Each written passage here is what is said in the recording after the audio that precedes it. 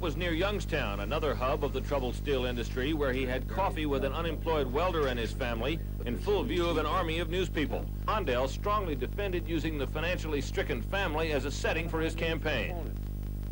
When people are in trouble, I try to help, because I hurt when... Campaign in Youngstown. This is Steve Shepard with the Hart Campaign. In what is becoming a familiar ritual, Gary Hart stepped to the microphones this morning and expressed his disappointment at losing yet again, this time in Texas and Louisiana. The Jackson campaign. Bolstered by his victory in Louisiana, his second straight primary win, Jackson returned to his alma mater in North Carolina, acted suggestions that his demands for concessions from the Democrats will only help re-elect President Reagan.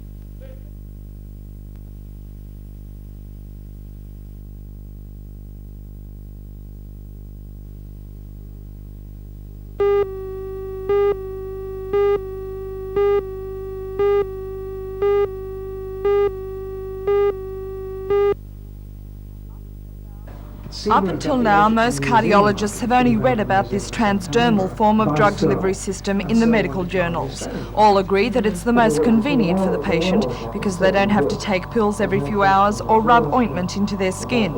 Head of the pharmacology department at Newcastle University, Professor Tony Smith, believes the system will take off in this country, but only if it receives the government subsidy. I think this general idea has come at the end of a period of development of new ways of administering drugs to patients, because the old-fashioned way of taking a pill once, twice, 3 or 4 times a day obviously is fairly cumbersome. And if it is possible, in fact, to simply stick a disc onto the skin and allow the drug gently to soak through the skin and maintain a good level of drug over a long period, as much as 24 hours, then obviously there are potential advantages here. Yeah. Are there any side effects? What you mean directly from the drug delivery system itself? Obviously, when you think about side effects, you've got to think about 2 things: the effects that the drug itself might produce, and then anything that might occur as a result of this delivery system. And the only things that I'm aware of that have been recorded for the delivery system are sort of sensitivity, an irritative rash arising at the site where the disc has been attached for a little while. And this is pretty rare. But this drug delivery system may not only be for angina patients. The manufacturers say that in the future you may take your contraceptives this way, and also anti-cancer drugs.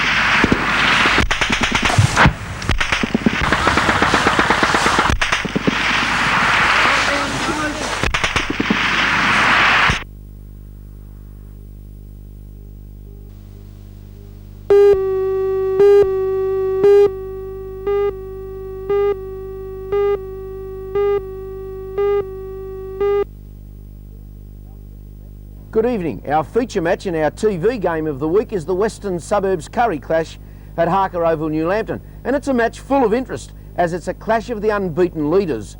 West have won all their matches so far, and Curry gave Maitland their only point so far in the competition with that draw in the first round. In a surprising move though, Western Suburbs have dropped their former representative halfback Bob Payton, a player of the year and a man who can be and has been many times a match winner. He's been for years their attacking trump card. Now Payton, look at that, bolted into the daylight, had no room to work in, was round a player, the pass behind his body away to Hulbert. Now it goes away to second row forward of Western Suburbs, Craig Duffy, who scored. Payton though is out of form and youngster Peter Haggerty comes into the side. They also have their rep players back, Farah, Graham, Elwyn, Murray, Deadman and of course coach Gary Martini. Curry have their coach and star player Mick Pittman back to the fray, and they look good with the likes of Rick Patrick still showing how to play this game. Away now to Paul Ryan, look at the big fella go down, touch now, out of one tackle, the in pass to Patrick who picked it up on his fingertips, and Rick Patrick proves he knows the fundamentals. Now Paddy Tanner, now Rick Patrick, now Shane Lee, easy. In other matches, all listed for Sunday afternoon, Maitland play North, Macquarie are at home to Central Charlestown, disappointing South play Cessnock at Townsend Oval, and Lakes United clash with Waratah Mayfield. Also on this weekend is the Under-18 Country Championship at Graham Park, Gosford. Newcastle travel down there and we hope they can make it the double in country titles. Good luck to them.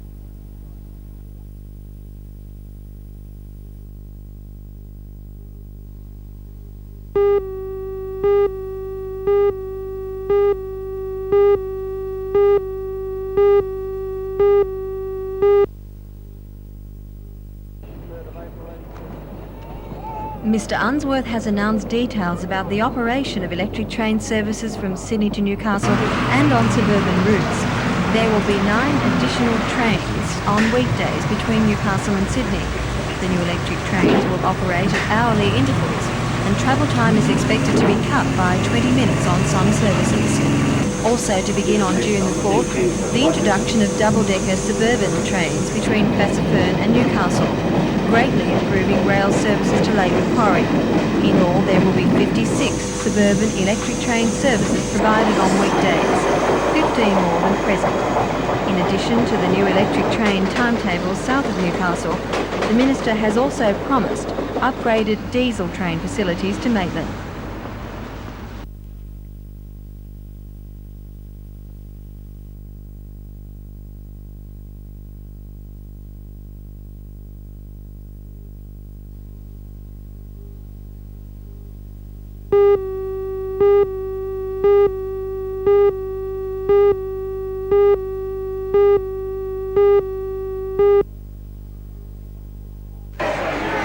For 1 week, shoppers have the chance to view this personal collection of dolls at Garden City.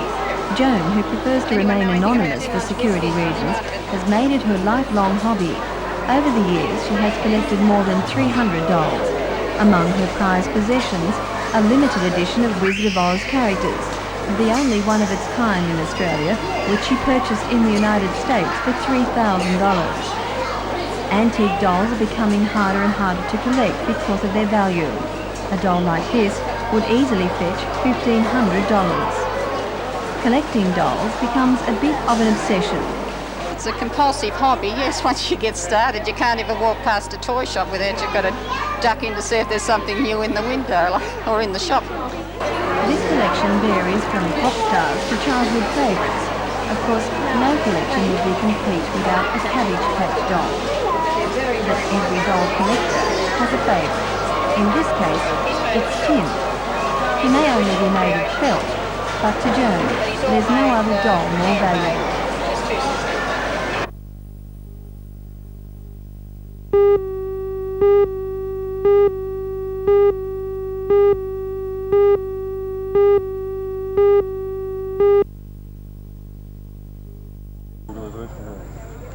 $3,000 people were there to watch the inaugural Great Flying Banana Contest, the highlight of the Banana Republic's anniversary celebrations.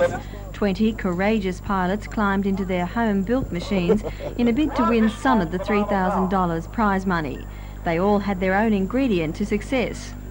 Well, it's got banana power, it's got everything you need. It's got the banana power, Baron power on the back here. Success was not the order of the day. This Birdman, and many others, well and truly qualified for the most spectacular crash section of the competition.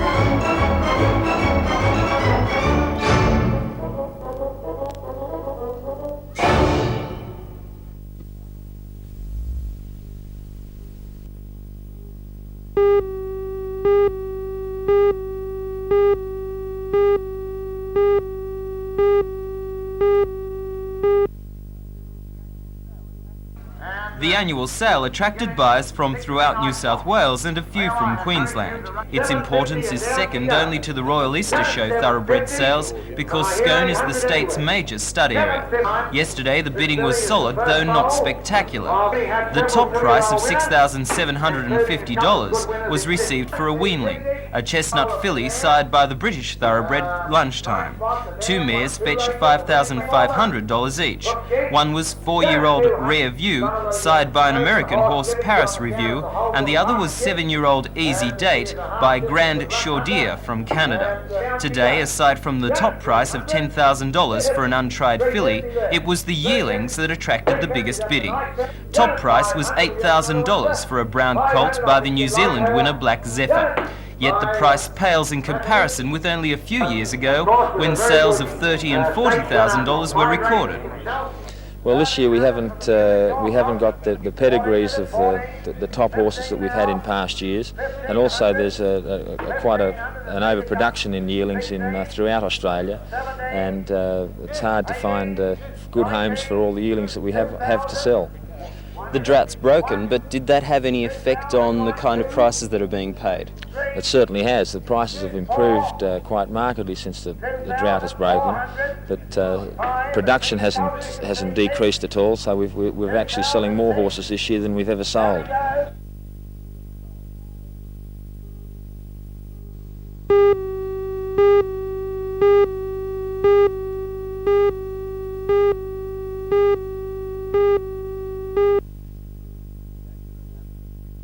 The accident happened at 6:30 this morning at the intersection of Glenroy Street and Railway Parade, Thornton.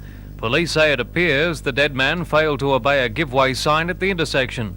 The rescue squad was called in to free the man from the wreck after he was trapped for about 20 minutes. The man was taken to Maitland Hospital but was dead on arrival. The driver of the other car, Mr. John Thomas Killen, 23 of Thornton, received only minor injuries.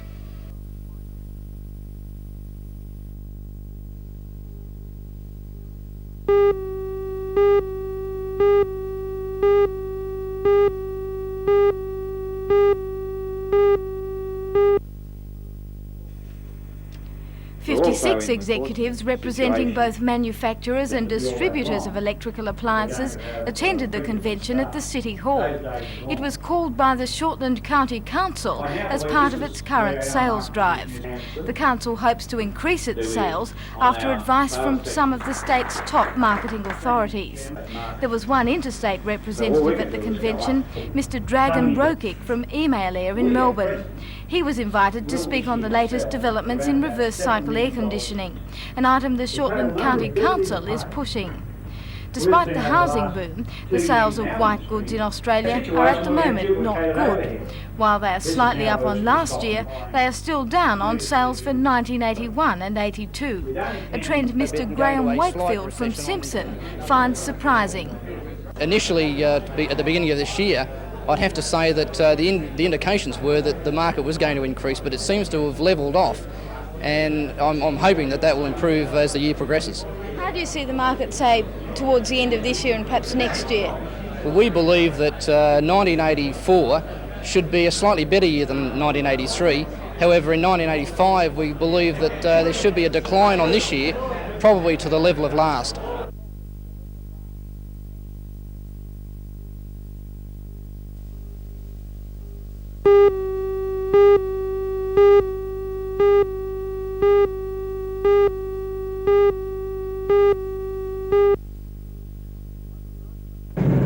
I refer to the particularly large group of young sailors currently contesting the Australian Secondary Schools Championships on Lake Macquarie. Since the weekend, there's been little more than a light breeze on the lake, making it difficult to get underway. Today, as was the case yesterday, the 300 or so craft, ranging from Adams' 10 yachts to sailboards, were faced with several lengthy postponements in the starting time. Late today, line honours for Heat 2 in the 4 divisions had eventually been decided. Division 1 for large mono hulls, first across the line was Craig Phillips from Swansea High in Formula 10. Division 2 line honours for small monos went to a freshwater entry. Division 3 for catamarans, first home was Stuart Brown at the entrance in Midnight Toil. And in the sailboard division, Lisa Jackson of Toronto High took the honours. A short while ago, handicap placings were still being worked out. Tomorrow will be a lay day, with the final 2 heats being sailed on Friday and Saturday.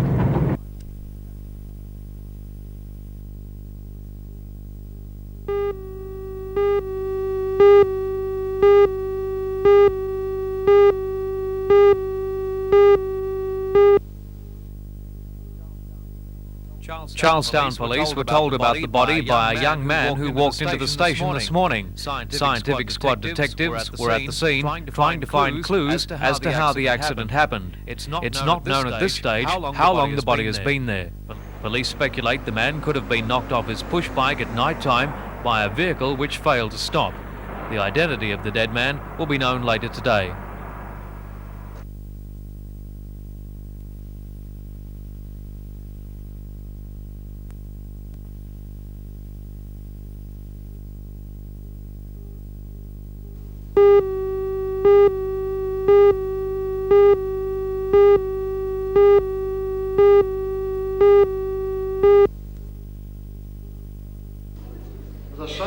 HNREA members held a stop-work meeting today to discuss the issue of a 38-hour week. All decided that it was desirable and voted to impose bans involving the kitchen, outdoor and laundry staff, as well as truck drivers. The bans will be imposed from the 25th of May, and if the workers still don't realise their demands, they intend to hold a 24-hour strike on June the 1st. Why has the union decided to wage a campaign now? Union Secretary Mr. Wayne Parkinson. Well, it's been something that's been with the Health and Research for quite a few months now. We had a directive from Sydney to take some action, as other hospitals in the state of New South Wales did. Our main concern is that in hospitals in New South Wales, you have people working side by side, such as artisans, who are on a 38-hour week and have been for quite a while. Your clerical staff are on a 35-hour week, and certain sections, well, all the people in this meeting are on a 40-hour week. And we think it's time that, something should be done.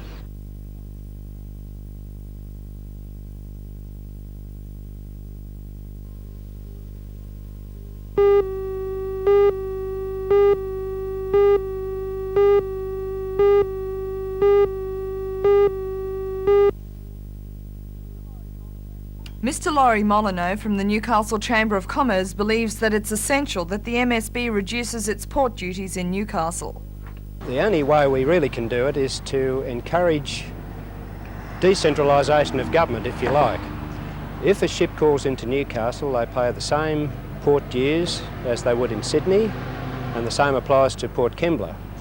We feel that the work that's been done in the Newcastle harbour, the deepening, which is the particular thing, was paid for mainly by a tax on coal exports, so that the extra money that should be left over from the shipping dues could be spent here.